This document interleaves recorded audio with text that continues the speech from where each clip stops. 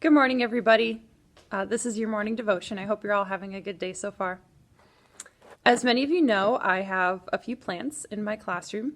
One of them is right over here next to Jerry. He's got a plant too, but this one by the window, I got from a friend who just put some trimmings of another plant into a pot. And when I got it, I didn't really expect the plant to survive. And so even though I watered it and took care of it, I didn't check to see to make sure that it was actually really growing straight. And so you can see that it's still kind of, crooked a little bit. So once I realized that it was growing and doing very well, I, saw that it wasn't growing straight and that I had some work to do to straighten it out. So I attached a string. You can see the string there. And I attached it to my flag, which is a very sturdy support. And as I was attaching my plant to the flag, I was thinking about how myself as a person, how I sometimes see the world as being a little bit crooked, or that I can't see things quite as straight as I want to. And the reason for that is because, we're all people and we all have questions and uncertainties. And for me, I guess I was thinking it's kind of like, maybe I'm walking around like this, like I'm crooked. And if this is all I know, then I think this is true reality. And I think this is how I can see life crooked like this. And this is going to bring me a peaceful and serene and fulfilling life. And it's going to give me life to the fullest. A good example of a crooked perspective found in the Bible is in Galatians 1. And in Galatians 1, Paul challenges the people of Galatia by saying, "Are you people pleasers?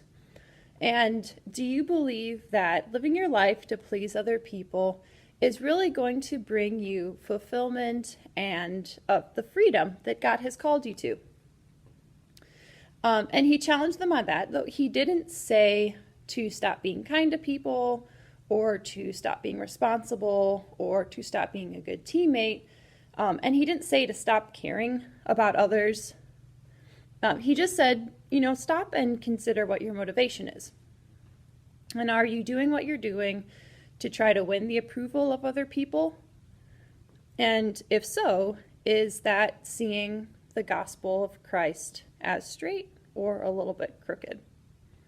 And so I can ask myself, am I doing what I'm doing because this is who God made me to be, and this is who He's called me to be, or am I doing it for some other reason?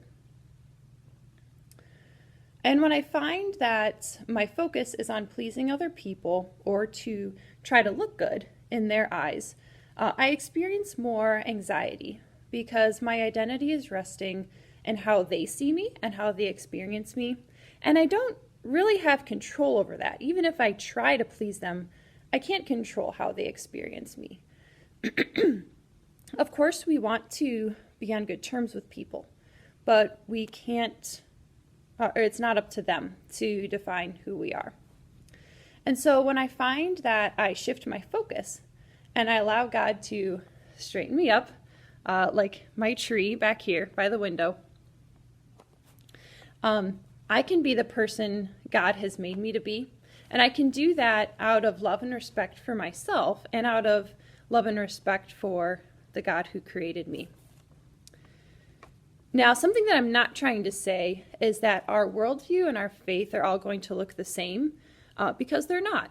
And every person, regardless of your denomination, is going to have a different type of relationship with Christ. And I think that's a very beautiful thing about our faith. So just because your faith looks different than mine doesn't mean that we can, judge one another as being crooked or straight.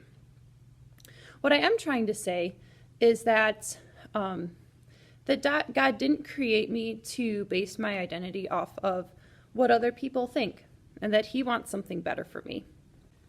So I encourage each of you to find the strings that God has put in your life and let those be reminders to you of who you are in Christ and that He loves you.